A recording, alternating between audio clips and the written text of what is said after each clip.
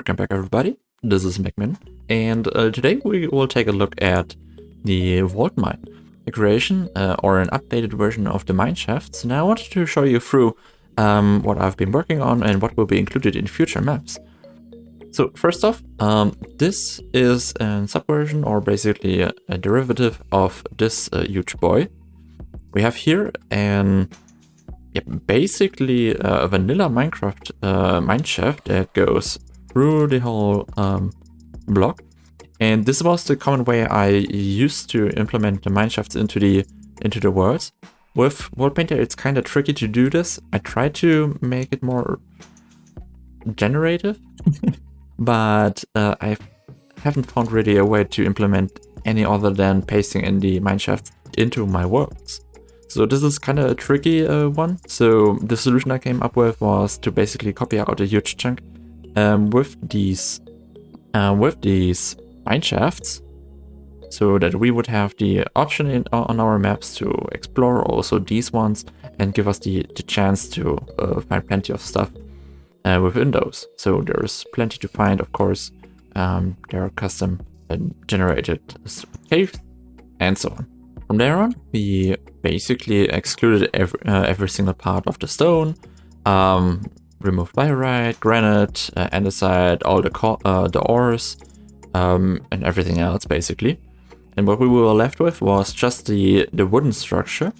And I went ahead and basically redid the whole pathing for all these mineshafts. And you can see that I tried to connect them as good as possible between everything. So some I have left out to... I should add this. I should add this, yeah. I think I added in the version over there, or did I? Yes, there's the added one. Anyway, the reason why I used lapis blocks directly here was just to enable me to quickly modify the pathways between those wonderful structures. Final result looks something like this.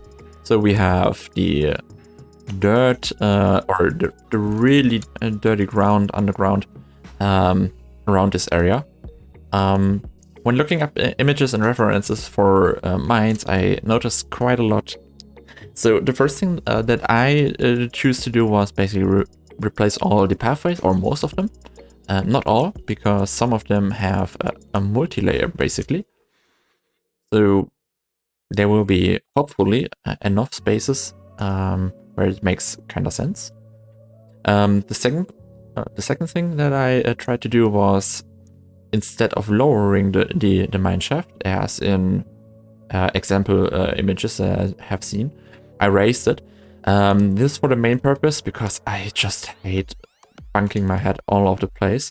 So when I'm exploring, I'm the typical continuous spacebar presser. So getting around the mineshaft can be quite annoying, especially in those small, really tight ones, which make maybe more sense, but for playable style, I personally find them quite annoying. And so I raised it quite a bit. And the last thing that, in terms of the mineshaft itself, I changed the overall structures a little bit, gave them a bit of a different texture. So most of them were directly replaced with the log. In this case, the stripped oak wood. Yeah. So okay. When playing in especially peaceful, getting TNT can be quite hard. There is only basically one way, which would be over the wandering trader, and this is a quite rare occurrence. So especially for peaceful and in general terms, TNT in mineshafts should be also a default thing, in my opinion. So the way that I distributed was basically put at every end, or at most of the ends, a little bunch of TNT, and then you can either grab it or use it to explore new mineshafts or new areas. and basically have something to collect more anything other than those ores beneath the earth. These have been the basic updates to the structure or to the mineshafts themselves. And now I got ahead and added a few more little details, or basically some huge features I wanted to show you. So we have 3 features at the moment.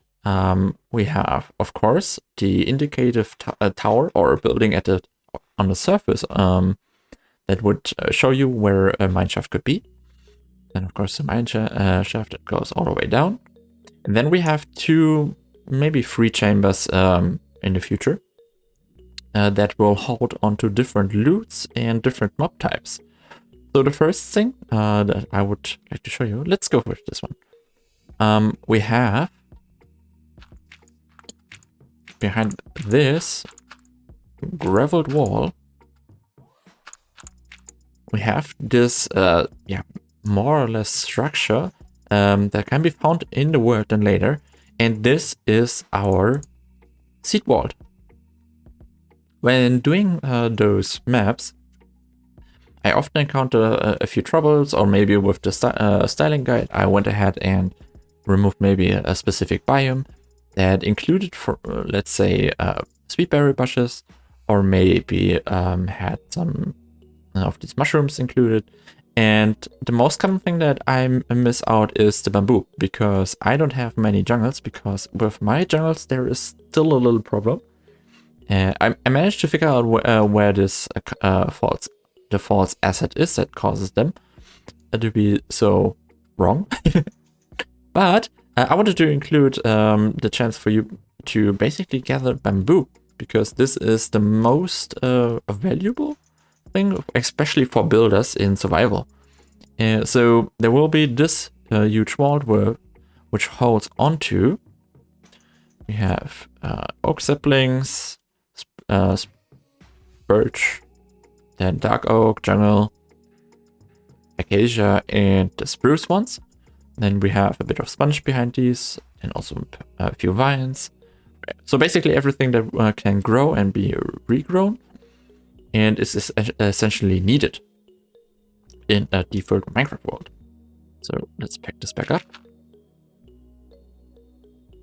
This structure will give me the chance to basically evolve more biomes, or basically have mega biomes and a specific map layout without any worries that I'd have to include specific biomes that might not fit into the island itself. So this is a good fallback, and for you also a good, good thing to find. Just keep in mind that this won't be easily to be breaking in, because this is completely secured by obsidian. Let's move on to the dungeons, I would say. And there we have these huge rooms that have at the moment this little test combination, or this test spawner in here. And this should later on spawn our little boss mobs then in this area.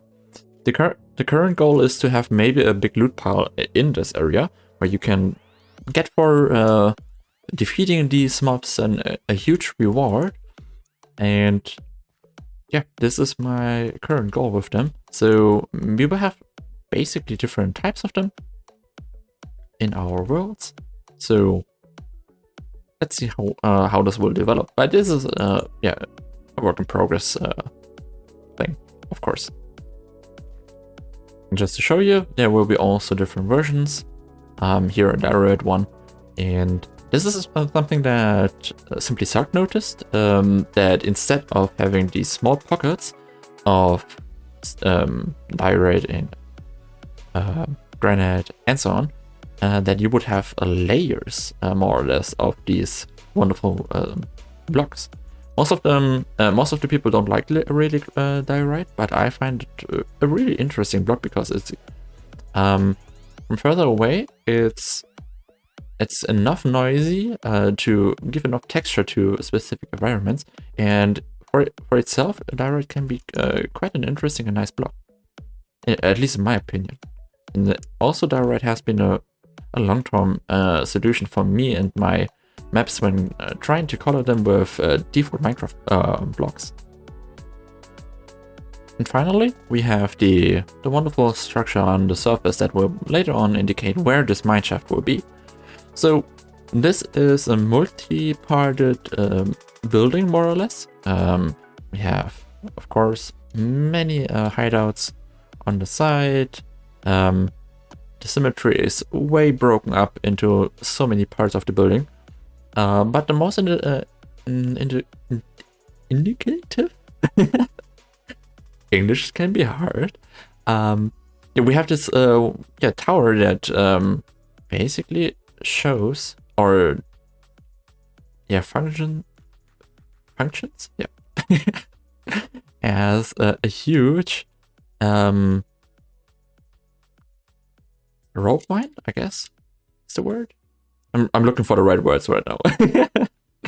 But we have this core structure at the top of the tower that would wind up the ropes then all the way down. And we have two solutions how we can get them down here.